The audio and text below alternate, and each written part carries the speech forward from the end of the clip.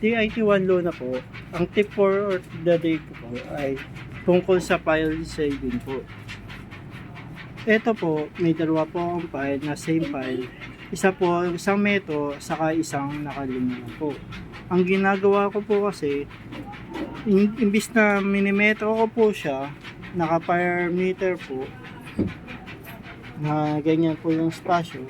Ginagawa ko po ay isang linya lang po siya, nakaganyan po. Then, yan po yung piniprint ko. Piniprint ko siya ng mas marami. Ang difference kasi po niya ay ang metro nasa 276 MB, unlike sa isang naka isang linya lang na 70 MB. Kaya yun yung matibibigay kong tip sa inyo, ay magsa-save file kayo na naka isang linya lang po siya, na kung maramihan po yung i-run nyo po. Then niraran ko po siya, dinadagdagan ko na lang yung copies na runs, na same pa rin naman po yung outcome po ng sa papel.